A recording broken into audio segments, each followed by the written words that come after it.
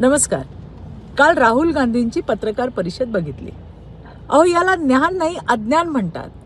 राहुल गांधी यांनी हा फुसका बॉम्ब फोडला, कारण नुसत्या सॉफ्टवेअरने सकाळी 5 वाजता मतदार यादीतून नावं कशी डिलीट होतील. या याद्या मतदानाच्या आदल्या दिवशी प्रोसिडिंग अधिकाऱ्यांकडे येतात. या याद्या प्रिंट असतात आणि प्रत्येक पक्षाच्या कार्यकर्त्याकडे सुद्धा त्याच्या याद्या असतात. त्याच्यावरूनच, त्या यादीवरूनच तर बाहेर बसलेले पक्षांचे कार्यकर्ते मतदाराला मतदान केंद्र सांगतात. जर ही यादी 2 दिवस अगोदर पक्षांच्या कार्यकर्त्यांना प्रिंट रूपात दिली जाते, मग माझं नाव जर सॉफ्टवेअरमध्ये सकाळी डिलीट झालं तरी त्याचा काय फरक पडणार आहे.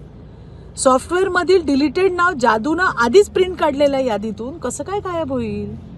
जे सरकारी कर्मचारी असतील त्यांना हे लगेच समजेल, पण ज्यांनी कधी कामच केले नाही त्यांना अर्ध्या हळकुंडात पिवळंच दिसणार आहे. अजून महत्त्वाचं, मतदार यादी अंतिम होण्यापूर्वी 2 महिने अगोदर जिल्हाधिकारी कार्यालयात कुणालाही पाहायला मिळते आणि तुमचं नाव नसेल ना तर लगेच तुम्ही त्याच्यावर ऑब्जेक्शन घेऊ शकता. दुसरं महत्त्वाचं म्हणजे 80% IAS, IPS, IRS ऑफिसर्स हे IT, IIT इंजिनियर आहेत. आणि समजा यातले काही दुखावले असतील आणि असं सॉफ्टवेअरमधून नावं गायब होणार असतील, त्यांना समजणार नाही का.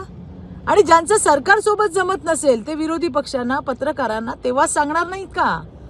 IT, IIT, IAS, IPS होणं पांढरा टी-शर्ट घालणं इतकं सोपं नसतं. त्यासाठी अभ्यास करावा लागतो राहुलजी. धन्यवाद. जय हिंद, जय महाराष्ट्र.